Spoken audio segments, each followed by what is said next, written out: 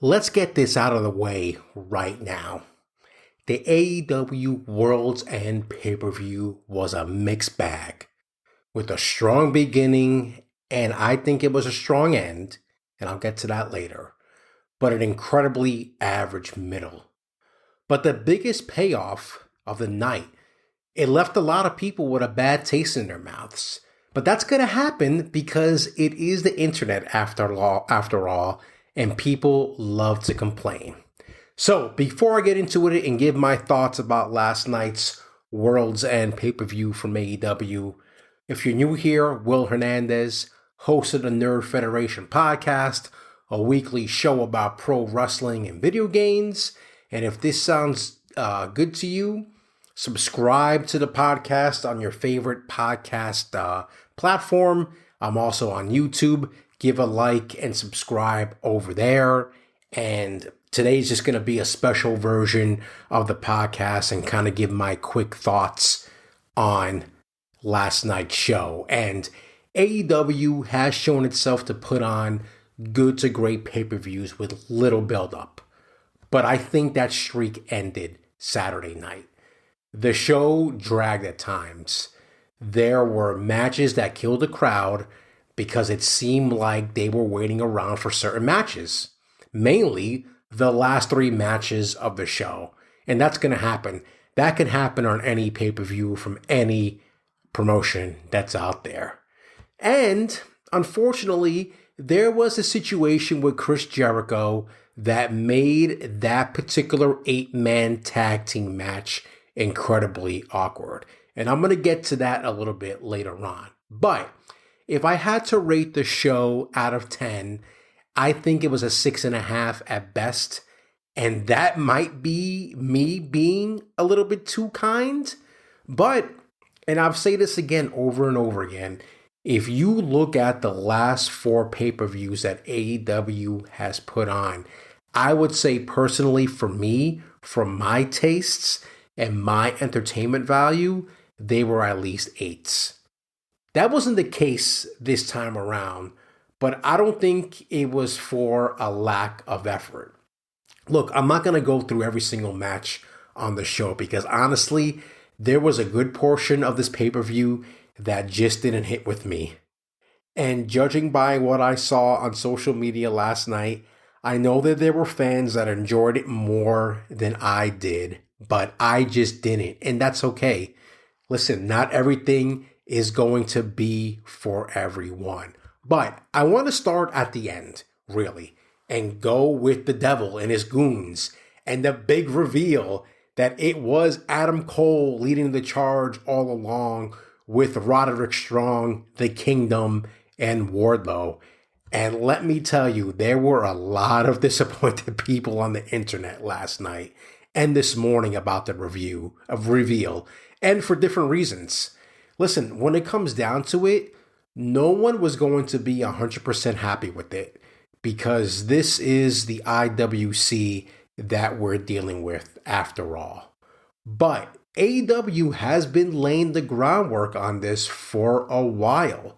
If you look at some of the things that happened after the tag team match at All In with MJF and Adam Cole sitting there and the Devil's Mask was on his side of the locker.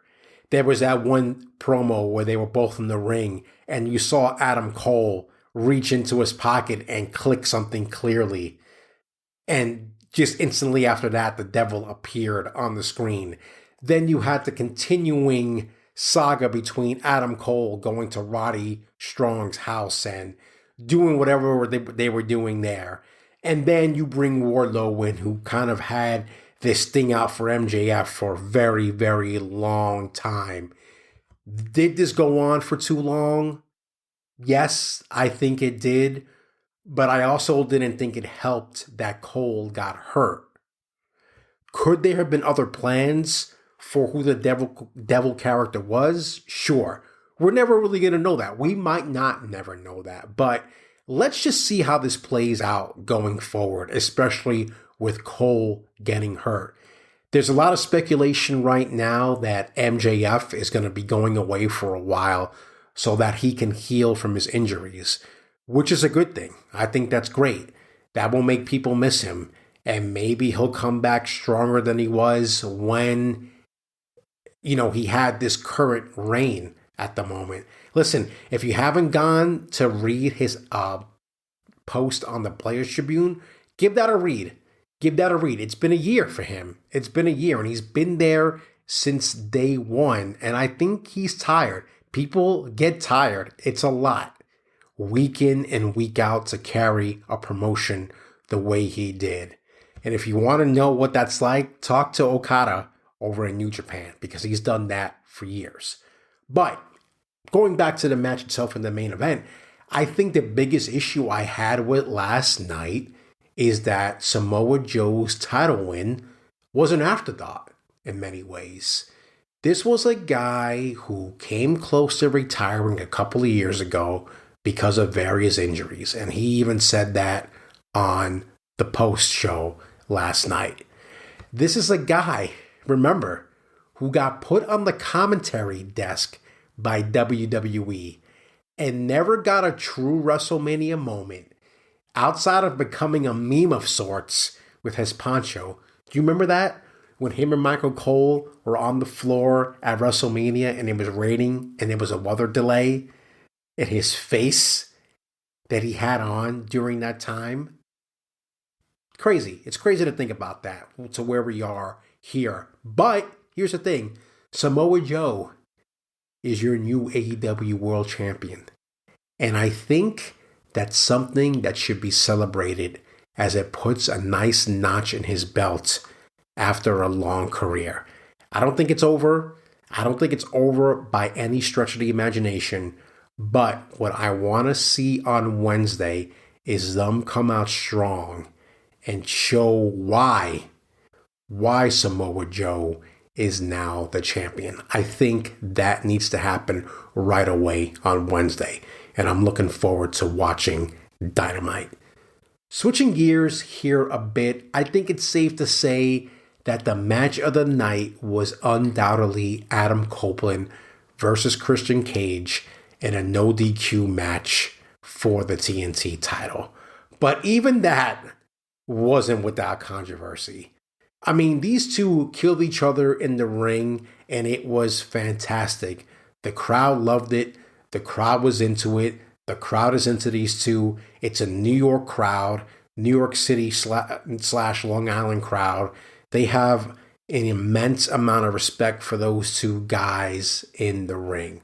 But we got a swerve of sorts. Not that type of swerve, but we saw that Kill Switch won the 0 Hour Battle Royal, and with it, the opportunity to get a TNT title shot at anywhere, at any time. I have to be honest with you. I forgot that even happened on this show. This is what happens when you have a 5-hour night ahead of you. You forget things that happen earlier in the show, and then when it comes later on, there's not as much impact. At least for me. At least for me. So, what happens here? Copeland actually won the TNT title, which got a great pop from the live crowd. And if you went online and saw the various sites with their graphics, oh, Adam Copeland wins the TNT title. But guess what? Killswitch comes down the ramp with his folder in hand, attacks Copeland, and seems ready to cash in his contract. And at that point, I'm thinking to myself, oh shit, is this going to happen? I kind of forgot that this was anytime, anywhere. But lo and behold, there's Christian right there to convince Killswitch to give him the contract instead, which he does. So then Christian hits the Killswitch move on Copeland, and he regains the TNT title. Holy shit. I really thought that it did spoil what was a great match. I really did. That's the way I felt.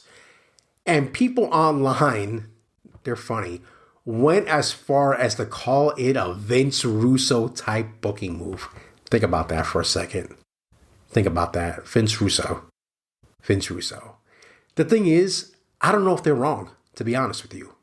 But here's the thing. We do have to remember that guys like Copeland and Christian have a lot of creative control. And at the end of the day, this is probably what they wanted. And it does continue the story at a time where AEW needs them. This will continue. This will continue into the new year. This is going to continue for the next 8 weeks. And maybe we get a resolution at Revolution in March. So keep that in mind. The final match that I'm going to talk to you about in any depth is the Continental Classic between Jon Moxley and Eddie Kingston. And I thought that the match was about what you would expect from these two. It was a hard-hitting, Japanese-style pro wrestling match. And Eddie came out on top when it looked like he was done earlier in the tournament. He came out on top, won this whole thing, and now he is this Triple Crown winner. And overall, I do think it was a good move to keep the Ring of Honor title on him and the New Japan Open titles on Kingston. He's the right guy to juggle all three. And it seems like going forward that these titles will be individually defended. It's not going to be a situation where Eddie defends all three at the same time. But here's the thing. It still doesn't take away from the fact that going into 2024, Tony Khan still needs to do something about Ring of Honor and make it its own thing.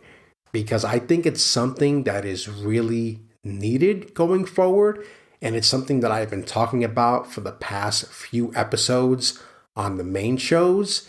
I think there needs to be a line in the sand between Ring of Honor and AEW because I think it would do both brands good to have that demarcation line between the brands.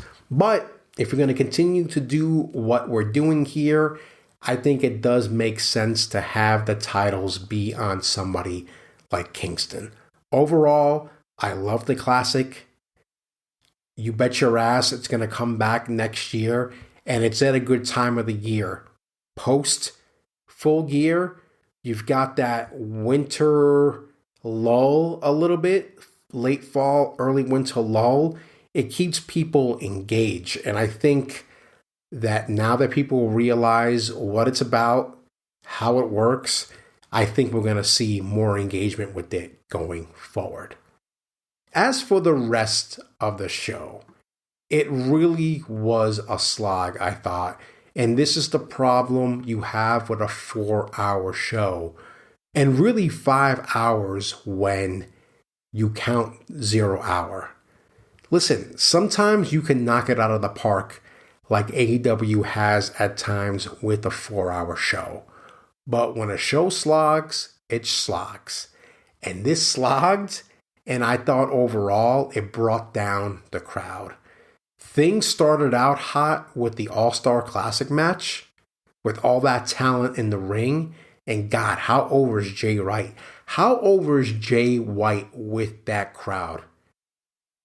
Really. I said this on social media last night. There are 4 to 5 cities that I judge a wrestler's popularity on based on the reaction of those crowds. New York City / Long Island / the New York City metro area. So Newark is included in that as well. Chicago, because that is one of, if not the best wrestling crowd in the country at the very least. Toronto and Montreal. And for good measure, you have to throw in London in there in the UK. Jay White's fucking over, man. I'll be curious to see what they do with him going forward. So, like I said, things started out hot with the All-Star Classic match.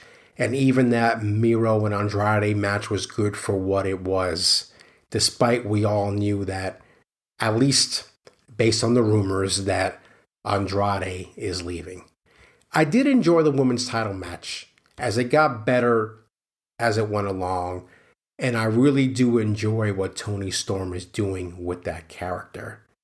And even the Swerve Dustin match was pretty good, which is overall a great thing considering Dustin was a replacement for a hurt Keith Lee.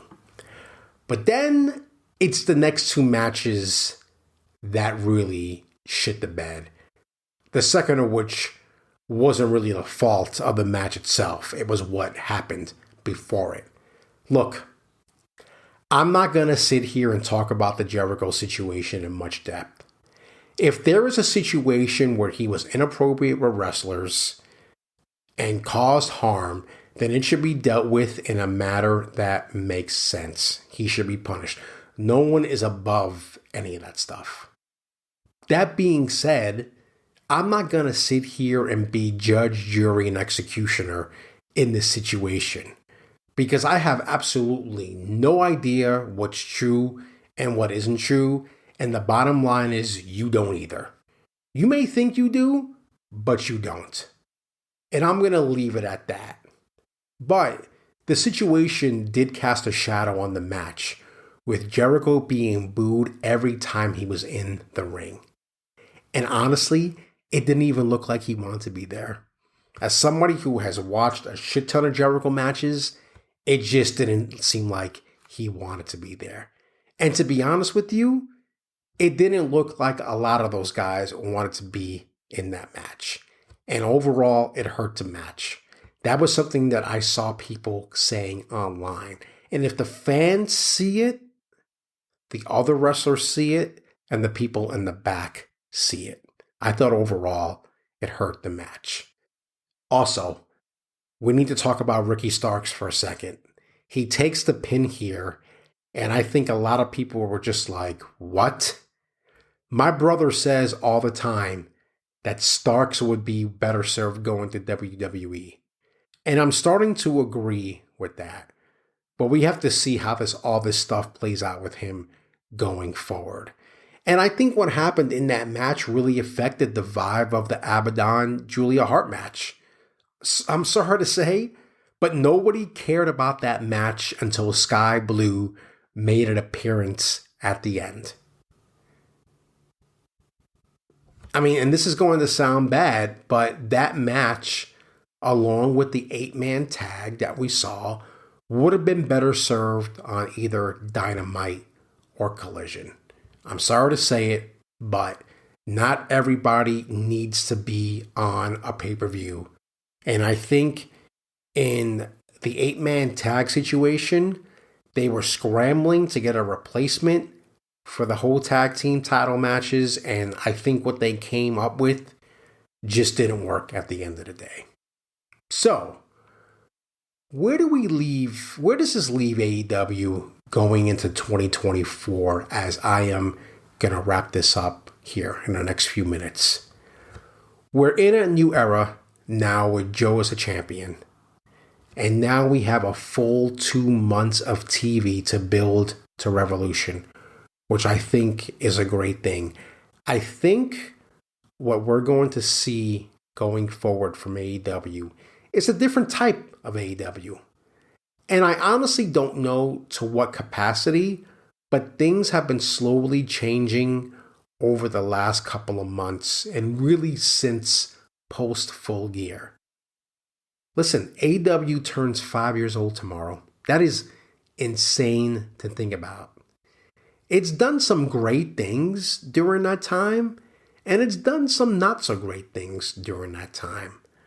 But the honeymoon period is over, and I feel like right now you have 5 years behind you. Now is the perfect time to reflect, to maybe change some things going forward, and maybe just start focusing on AEW. Don't worry about everything else that's going on outside from a competitor standpoint. AEW needs to focus on AEW going forward. And I really do think that is the biggest change that they can make to themselves going forward. So that's it, man. That's going to do it. It's New Year's Eve. I've got to get myself ready for the couch tonight. But I want to make sure I put out some quick thoughts on the show while they were fresh on my mind. Hopefully, some people who are hearing this will agree with what I have to say. I will be back as the cops go by. I will be back on Wednesday with a new episode. And man, what a week of wrestling it's going to be. We had World's End last night. We've got day one Raw tomorrow. We've got NXT on Tuesday. We're back with Dynamite on Wednesday. We've got Wrestle Kingdom on Thursday. And we've got SmackDown on Friday. And then in 2 weeks, we've got the TNA Hard to Kill pay-per-view, which I am looking forward to. The fact that I get to see Will Ospreay wrestle as much as we are in the next few weeks, that is great stuff. So, hope you enjoyed this little interstitial episode, and I will see you back here on Wednesday. Happy New Year, everyone. Stay safe, and I'll talk to you soon.